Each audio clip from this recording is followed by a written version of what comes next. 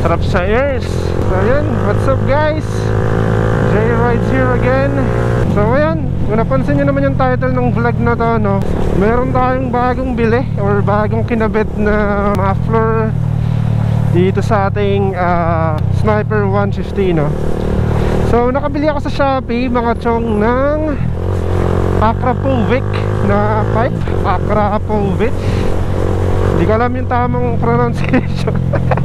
Pero yun, Akra na lang para madali, diba? Then nakabili ako ng Akra na canister lang mga chong sa Shopee. Kasi ang ginamit ko pa rin na elbow is yung dati ko pa rin, yung kasabay nung SC project ko. Ang binili ko lang is yung canister ng Akra sa Shopee. So nabili ko siya mga chong ng 2,099 yun. So replica lang naman siya mga chong, pero magandang copy naman na. So close to original naman yung copy niya. So mamaya papakita ko sa inyo yung itsura niya, kasi ngayon nakakabit na siya mga chong sa Sniper 150 ko.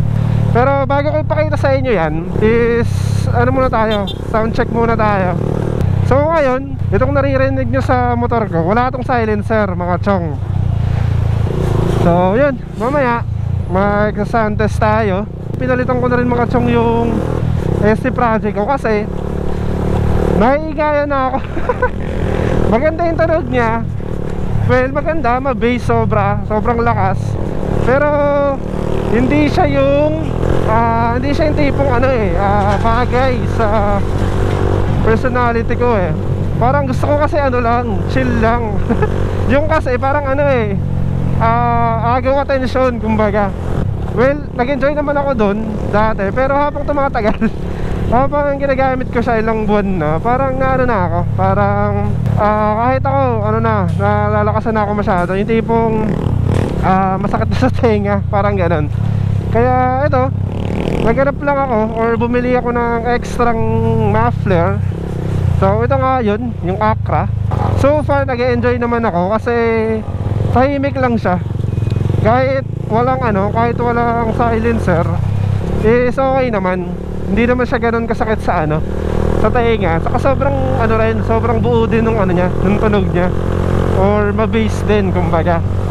Pero yun nga, ipapakita ko sa inyo mga chong sound test na ginawa ko para magkaroon din kayo ng konting idea sa tunog ng Akra na muffler, no. So ito siya mga chong.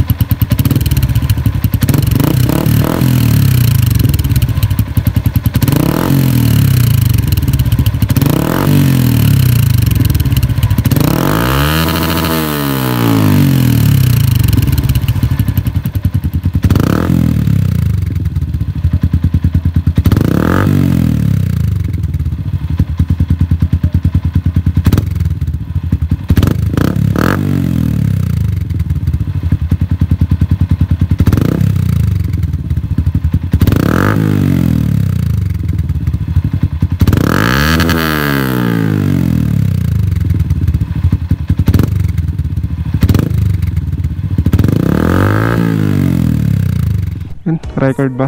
Okay. So, yun nga mga chong, no? Yun yung sound test na itong nabili nating Acra sa Shopee. So, yun yung with silencer, saka yung without silencer. So, yun na siya.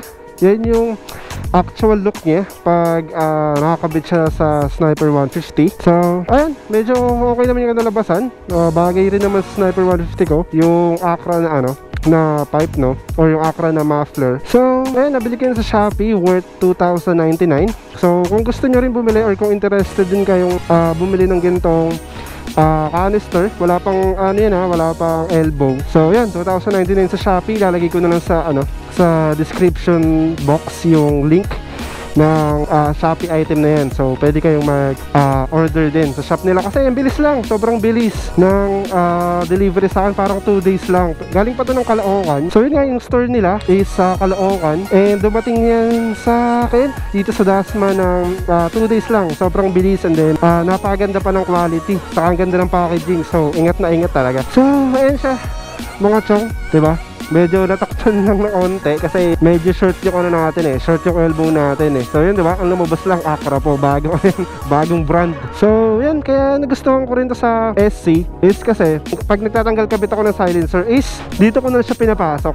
Di ko na kailangan baklasin to totally, unlike dun sa SC project na dito siya nakalagay in between ng ng elbow sa kanang canister. Sa loob siya nito, kaya kailangan ko talagang hugutin yan once gusto ko magtanggal or magkabit ng ng silencer niya. Unlike dito sa Acra is ipapasok ko na lang dito, okay na, 'di ba? Huhugutin ko na lang yung silencer dito once na gusto ko magtanggal ng ng silencer, 'di ba? So, ayan siya, mga chong. Ganda yan. So far, nag-enjoy ako sa niya, sa tunog niya. Tahimik lang pero pero ma-bass. Kaya baka yun na muna gamitin ko sa ngayon kasi yung SC medyo naingayan na ako mga chong Saka, pero hindi ko naman sasabing pangit. Siguro kanya-kanya naman tayo ng diba? Ng style Ako kasi hindi ganun yung tipo kong riding style Gusto ko yung medyo tahimik lang tayo pag bumabiyahe. Ayoko ng para kasing yun lingunin o agaw pansin pag sobrang lakas ng pag sobrang lakas ng muffler mo, diba? So yun, dito ko na muna tatapusin tong vlog na to mga chong. So yun, ngayon na lang ulit ako nakapag-upload, no? So maraming salamat sa panonood ng vlog na to mga chong. So see you next vlog na lang ulit. Maraming salamat sa panonood. And sa mga gusto magpa-shoutout, comment lang kayo dyan sa comment section para try natin ma-shoutout sa next vlog ko. So yun lang, maraming salamat sa panonood. Like, share, and subscribe na lang. J-Rides out.